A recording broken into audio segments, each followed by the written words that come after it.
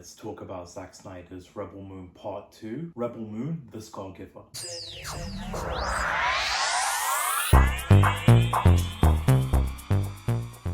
As you can tell by the tone, as you can tell by my facial expressions, my reaction so far, Rebel Moon, Zack Snyder's Rebel Moon, Scargiver, you see it in the title. Should we just give up on this whole universe? Honestly, this whole situation with Rebel Moon, with Zack Snyder, and having these movies come out only to then have an R-rated, longer version, director's cut come out later on. The fact that part 1 that came out in December, the full director's rated R version is going to be coming out this summer.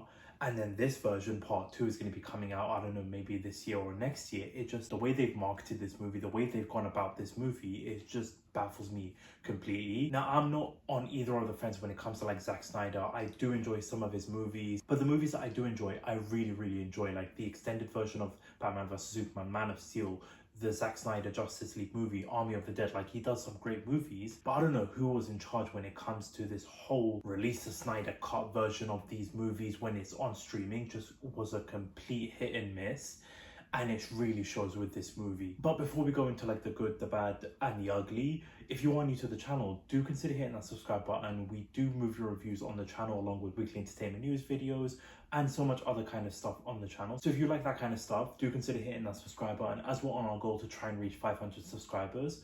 And don't forget to smash the like button, share the video, just all of that YouTube stuff. But before I go into a rabbit hole when it comes to the negatives, I do want to talk about positives, because there are some positives in this movie in terms of like how it looks visually. Like the visual effects look stunning, the cinematography looks amazing. Like Zack Snyder, you can't deny the way he like sets up the movie, the visual elements of it look absolutely amazing. Like you can really see the world in itself, the spaceships, and just everything about it looks absolutely amazing. So if you want to go into this movie in terms of like watching it with your eyes, you do get that because it looks amazing. And there is some great scenes in this movie. This is going to be a non-spoiler review, but there's some great sequences when it comes to the lady with like the lightsaber that you get in the previous movie. In the first movie, there's a fight sequence that she has, and you sort of see it in the trailer where she's showing off the lightsaber skills. I know they're not calling it lightsabers, but honestly they look like lightsabers. I'm just going to call them lightsabers. But you do get a great action sequence, a great fight sequence with her and the lightsabers. There's even some slow motion in there that works really well. I'm going to talk about slow motions later on in terms of the rest of the movie, but with this one it actually looked really amazing. Just the fight choreograph when it comes to that sequence with her and the lightsabers. And honestly, the standout Titus, who's being played by Jimon Honsu, and I'm so sorry if I'm butchering that name, but he is honestly the standout in this. He commands the screen. Like what he does in this movie is honestly the best part. It's the most eye-catching. You're rooting for this character. Everything he's doing when he's on screen is what's enjoyable with this movie. Like I love his dialogue, I love the way he's like interacting with the characters and what he's doing in towards the third act. I do think that he is the standout, and for me, like in terms of the characters, you don't get enough screen time with them, but with him, when he is on screen, you are invested, and I feel like he is probably the only character you are heavily invested with compared to every other character. So a huge shout out to the actor, the one that's portraying Titus, because he is the best part of the whole movie. And the robot from the first movie, he does return to this movie. He's being played by Anthony Hopkins, and honestly, that robot's character arc does a better job than compared to like every other character in this movie. There is a really great payoff that you get. It's building up in the movie, and it's a great payoff in the third act that I really enjoyed. So the robot itself, the robot character, and Titus are the two main standouts in this whole movie, that if you haven't seen it and you are planning on watching it, those two are the ones to really keep an eye out on, because in terms of like the pros and the good, that's pretty much it when it comes to this movie. Like I'm not going to try and go on a huge rant or anything like that, but when it comes to like the negative side of things, or when it comes to like the cons of the movie, it's got the same problem with the first movie. A lot of it is a bit of rinse and repeat with the first movie in terms of like the story elements and the story beats that they're going for, and just the whole pacing of the movie is completely off. The movie's clocking in at literally 2 hours and 3 minutes. You can honestly skip the whole first hour, because the first hour is just the characters in this field getting grain. If you wanted to find out where flour comes from and how they're harvesting wheat, this movie is for you, because you get to learn a bit of that and learn a bit of like agricultural lifestyle. So that's a positive if you want to go in for that. But in terms of the movie, the first part of the movie, you're spending it on the villagers, you're spending it in this world. Like I said, you've got these slow motion sequences of them harvesting the grain, and it just makes it where you're just checking how long there is left in the movie, because that first hour, it's just honestly really not worth investing in whatsoever. And again, similar issues when it comes to the previous movie. The characters, like the main characters, like the group of heroes, there's no character development whatsoever. I mentioned it in my review in the first movie, is that I wanted to see more of like the camaraderie between them, some like dialogue between one another, because they barely interacted with it. You get that one sequence in the movie where they talk about their confessions and that kind of stuff, and you get to learn a little bit of their backstory, but that just feels like it's just thrown in there and there's not really any sort of like explanation or emphasis towards it. Like, you literally have them all on a table. Every single person is going one by one, saying their backstory, why they're angry at the people they're about to fight and all that kind of stuff. But literally, as soon as one person finishes their story, they just literally move on to the next one. So there's no dialogue. You had one person where the character watched his whole army or his whole crew get blown up by the enemy in his backstory in his past. You would think the other characters would be like, it's not your fault, you did what you could, you can't blame this on yourself, or now's your chance to get revenge, or some kind of throwaway line like that. But literally nothing. He finishes his dialogue, he says, yeah, so that's the reason why I'm going after them.